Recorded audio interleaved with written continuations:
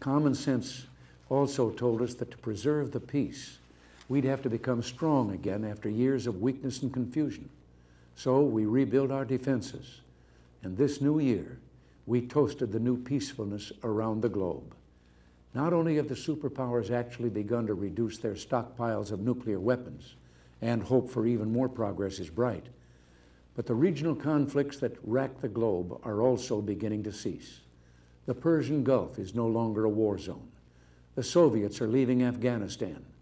The Vietnamese are preparing to pull out of Cambodia. And an American-mediated accord will soon send 50,000 Cuban troops home from Angola. The lesson of all this was, of course, that because we're a great nation, our challenges seem complex. It will always be this way. But as long as we remember our first principles and believe in ourselves, the future will always be ours. And something else we learned. Once you begin a great movement, there's no telling where it'll end.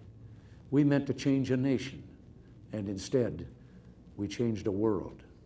Countries across the globe are turning to free markets and free speech, and turning away from the ideologies of the past.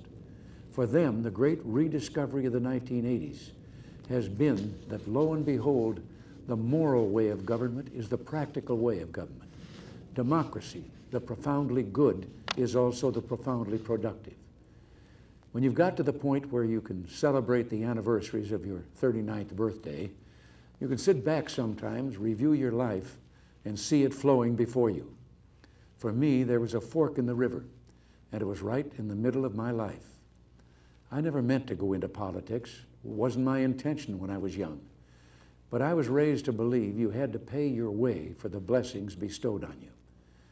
I was happy with my career in the entertainment world, but I ultimately went into politics because I wanted to protect something precious. Ours was the first revolution in the history of mankind that truly reversed the course of government, and with three little words: we the people. We the people tell the government what to do. It doesn't tell us. We the people are the driver. The government is the car, and we decide where it should go and by what route and how fast. Almost all the world's constitutions are documents in which governments tell the people what their privileges are. Our Constitution is a document in which we, the people, tell the government what it is allowed to do. We, the people, are free. This belief has been the underlying basis for everything I've tried to do these past 8 years. But back in the 1960s, when I began, it seemed to me that we'd begun reversing the order of things, that through more and more rules and regulations and confiscatory taxes, the government was taking more of our money, more of our options, and more of our freedom.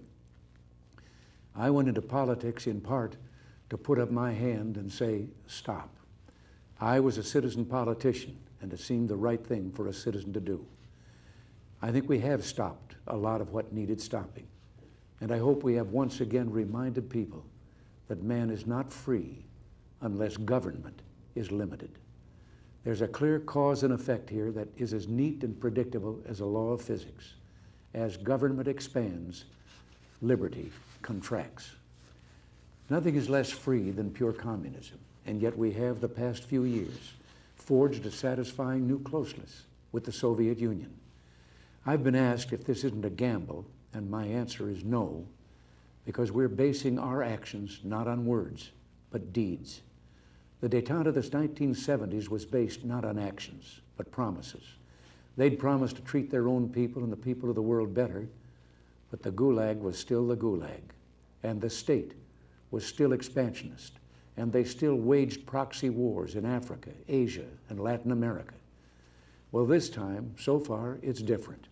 President Gorbachev has brought about some internal democratic reforms and begun the withdrawal from Afghanistan. He has also freed prisoners whose names I've given him every time we've met. But life has a way of reminding you of big things through small incidents. Once during the heady days of the Moscow summit, Nancy and I decided to break off from the entourage one afternoon to visit the shops on Arbat Street.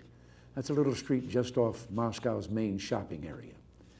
Even though our visit was a surprise, every Russian there immediately recognized us and called out our names and reached for our hands. We were just about swept away by the warmth.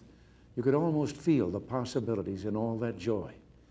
But within seconds, a KGB detail pushed their way toward us and began pushing and shoving the people in the crowd. It was an interesting moment. It reminded me that while the man on the street in the Soviet Union yearns for peace, the government is communist, and those who run it are communists. And that means we and they view such issues as freedom and human rights very differently.